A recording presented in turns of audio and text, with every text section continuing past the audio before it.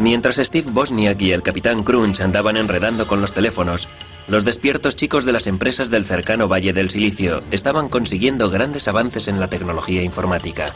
Sin embargo, a principios de los años 70 los ordenadores eran todavía unas máquinas enormes muy impersonales al servicio de unas empresas enormes muy impersonales. Se empezó con lo de los ordenadores con el fin de descifrar códigos, detectar misiles, crear armas para la guerra.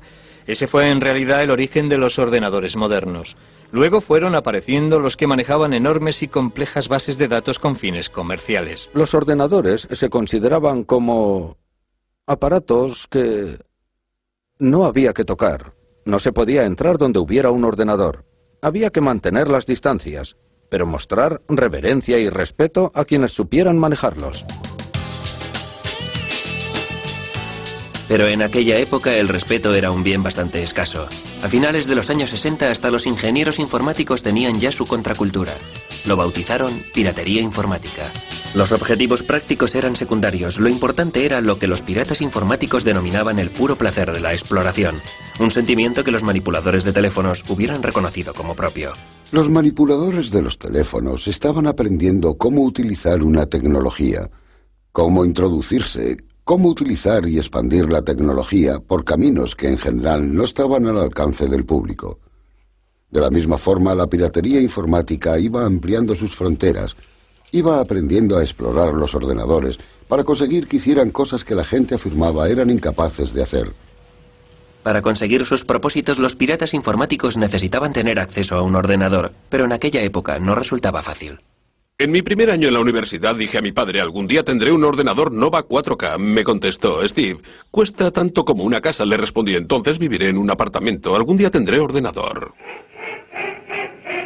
Cuando los ordenadores eran todavía unas máquinas crujientes que costaban 5.500 millones de euros, la idea de que alguien tuviera su propio ordenador personal resultaba inconcebible. ¿Por qué iba a querer alguien disponer de su propio ordenador personal? Era ridículo, era como que alguien dispusiera de su propia bomba atómica. La bomba estalló bajo la forma de unos nuevos componentes para montar un equipo que fue llamado Altair 8800. Apareció un artículo en una revista técnica en el que se presentaba el Altair, un equipo que cualquiera era capaz de montar. Entusiasmó tanto a un par de personas de la zona de la bahía que decidieron formar un club, incluso antes de que dichas piezas empezaran a salir al mercado. Se reunieron solo para compartir información. Lo bautizaron Club Informático Casero. Una noche de marzo de 1975 se congregaron 30 personas en un garaje para contemplar aquella extraña caja. Entre ellas se encontraba Steve Wozniak. Dentro de la caja había montada una red que llegó a fascinarles incluso más que la red telefónica. Estábamos dentro del garaje. Fuera estaba oscuro y estaba lloviendo. La puerta del garaje estaba abierta y todo el mundo empezó a hablar sobre ordenadores. La caja del Altair no tenía nada de especial. Venía desmontado. Una vez que lo montabas, movías las clavijas y empezaba a funcionar, pensabas, vaya, es bonito de verdad, pero ¿qué puedo hacer yo con esto? Lo que hicieron fue programarlo para que interpretara Daisy. 15 años antes, los ingenieros informáticos habían conseguido obtener la melodía con una máquina del tamaño de una casa. En aquellos momentos, los piratas informáticos estaban consiguiendo lo mismo con un ordenador casero. Aquella primera reunión despertó tanto mi interés que los encuentros bisemanales se convirtieron en lo más importante de mi vida. Al club casero enseguida se le quedó pequeño el garaje. La piratería informática estaba ganando terreno. Alguien se levantaba y preguntaba, ¿tengo este problema? ¿Sabe alguien resolverlo? O, ¿recordáis que se mencionó este problema en el club hace 2 semanas? Ya tengo la solución. Fue un formidable intercambio de información. En el club me dediqué a pasar esquemas a todo aquel que quisiera hacerse con ellos. Saqué toneladas de fotocopias porque me sentía orgulloso de que vieran mi trabajo. Lee Felsenstein se convirtió en el moderador del club. Lo organizó todo muy bien, respetando el talante de nuestro cometido, que consistía básicamente en compartir toda la información. No atrajo a gente de nivel y que había tenido éxito en las empresas, a empresarios. No atrajo a ingenieros, de verdad. El prototipo de ingeniero se sentía bloqueado por ese sentimiento de... he de contar con permiso para hacer algo que no se ha hecho hasta ahora. Sin embargo, nosotros estábamos allí porque no necesitábamos ningún permiso. Los piratas informáticos se pusieron a trabajar para conseguir lo imposible, la creación de sus propios ordenadores. Sentíamos fascinación por contar en nuestras manos con la tecnología informática, por ser capaces de llegar a controlarla. Cada vez que alguien traía un ordenador al club, lo primero que hacía la gente era ponerse rápidamente a trabajar, a desmontarlo, a aprender todos los trucos y asediar a su creador con trillones de preguntas. ¿Cómo funciona? ¿Qué es eso? ¿Eso va ahí? ¿Qué clase de máquina es esta? Fascinados por la tecnología experimental, a los piratas informáticos no les importaba lo que sus ordenadores fueran capaces de hacer. Nadie tenía una razón práctica para querer poseer un ordenador personal. Siempre se inventaban razones como llevar bien el balance de las cuentas, o guardar unas recetas, o controlar cosas de la casa, pero casi nadie hacía nada de eso. Eso es sentimiento de culpabilidad. ¿Acaso se le pregunta a alguien, está muy bien, pero ¿qué haces con tu tren a escala?